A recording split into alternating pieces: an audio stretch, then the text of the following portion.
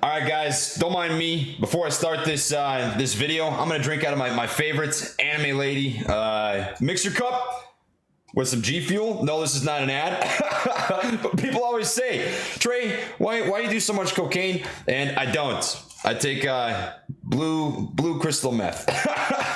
no, I'm just kidding. But nonetheless, guys, what I want to talk about today is sort of regarding a lot of the media stuff that's been taking place, right? In yesterday's video, I talked about how I think media is a big piece of the problem in what takes place in the stock market right now. And there was a big couple things that have taken place today. We have YouTube coming out saying they're not going to be, having the dislike button visible to content consumers anymore. You've got people that are pushing a narrative about Adam Aron selling his stock, and that goes beyond just mainstream media. It even goes into some Twitter handles who are infamous for disliking the man for literally, I shouldn't say the man, the apes, for literally their existence. So I want to start off with probably this Adam Aron selling piece. I want to put this into perspective for everybody, right? Adam Aron, the CEO of AMC Entertainment, sold about $53 million in total shares. This came out to about $625,000. You can see this outlined right here on his Twitter page. Anything that the CEO of a company says online can be held against him legally, right? So if he's lying about this, which I'd have no idea, I'm just going to take the fact that there's legal binding to this for word, he'd face ramifications. 62.5% of my annual pay is AMC stock, not cash. I haven't sold even one AMC share in 6 years. I publicly said months ago and again Monday, now at age 67, it's prudent to diversify assets for estate planning. I still have well over 2 million owned / granted AMC shares.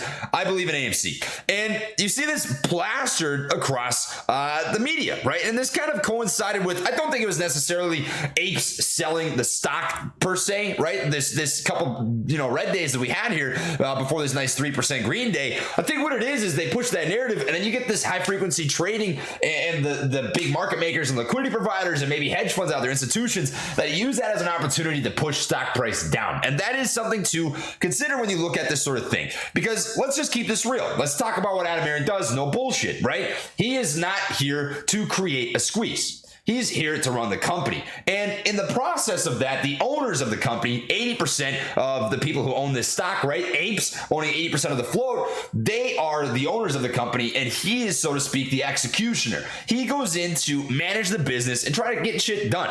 Do I think he's good at reading charts? I mean, I don't think this is the best time to sell. We're at $40. I think it's going to go higher than that. I think he's a pretty poor trader if you're going to put it that way. But I do think what he does to manage the business is solid. He does what he has to do to keep things moving and to try to grow the company, right?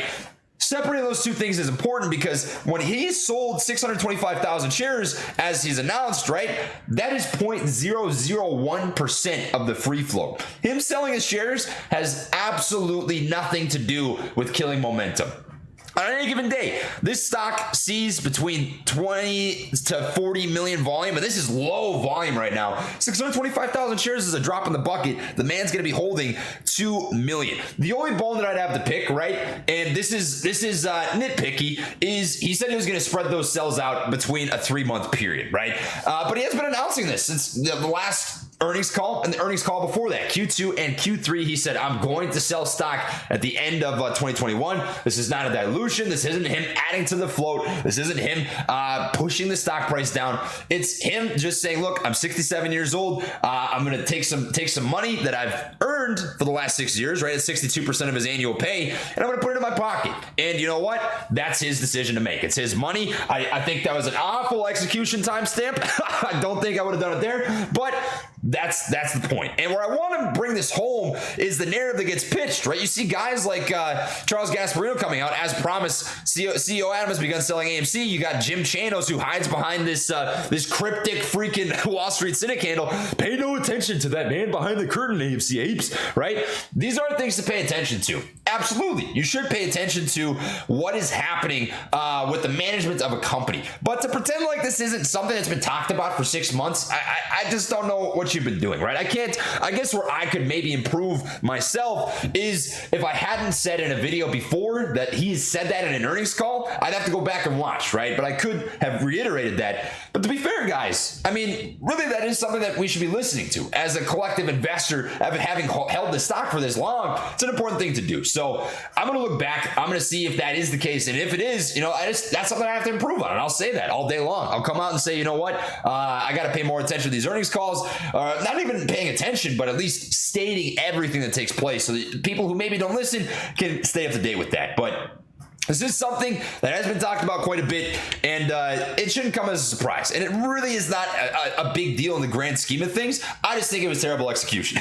I think this man needs to study up on his chart reading. But I also want to talk about this. This is Team YouTube coming out today talking about getting rid of the dislike button visibility for consumers on YouTube. And I find this to be an interesting concept because I don't really think it's beneficial to anything. And what's most fascinating about this is if you watch this video, they actually state that the creators are still going to get to see the like to dislike ratio. So what does this come across as to me, right? Narrative pushing, brand maintenance. It's kind of a way to keep big brands and big entities who maybe get, as they say, dislike attacks from experiencing dislike attacks. They try to say that it's something about small creator this, small creator that, but I'll tell you what, I've yet to see a small creator that gets dislike attack bots. Like, for example, any random video you click on with the White House, and this isn't even political. You just look at these numbers, 635 to 95, blah blah blah. You go down the chain. This is something that takes place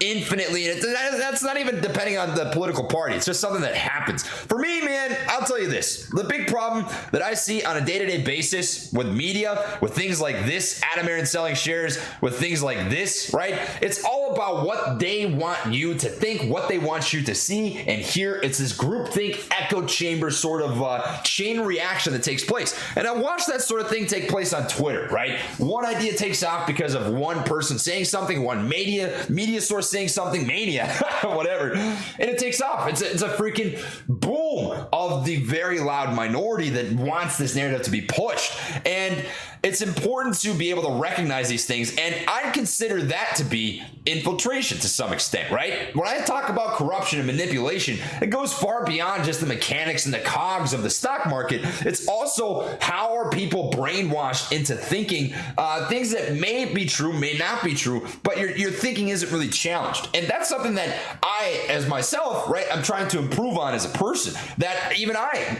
take myself away from biases and try to look at things straight on, because I can recognize that I've done a lot of things right and a lot of things I could have improved on over the last 10 months on YouTube, whatever. And this is one of them, right? It's really digging into media. Here's an example for you, right? Just a quick story. When I was talking about dark pools over and over and over and over and over, I can remember when dark pools were referenced in actual mainstream media sources as the percentage that is used in off-exchange trading. That in and of itself, you can argue maybe they just didn't know, maybe they did know, and it was just a way to make us look silly. But that is an example, right? Media doesn't always get it right. Sometimes media doesn't have your best intentions in mind. I'd say most times media doesn't have your best intentions in mind. Like this freaking nice lady on my G Fuel cup. But nonetheless, that's what I really wanted to talk about today, right?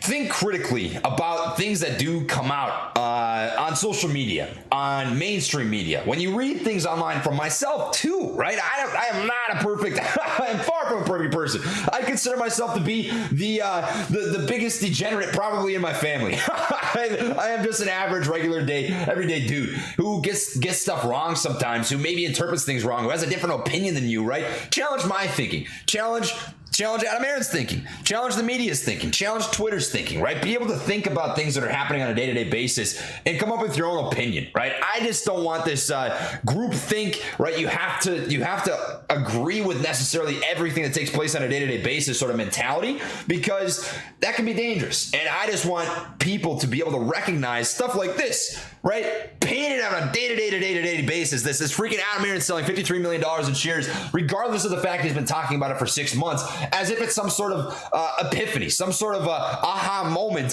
when in fact it's just something that we all knew, right? We all knew this was going to happen. This is something we expected to happen, and it just is what it is. This is just one singular example of that, right? YouTube being another one. Does this actually make sense? Does them taking away the dislike button actually make sense? Does this actually help out small creators? Does it really do anything? It seems like they're trying to patch a problem that never existed in the first place to me, and it don't make sense. There's no other way to put it, man. That is some silly chicken shit. And that's what I've got for this video. Guys, appreciate you watching. Catch you on the next one. Much love, late taps. Peace.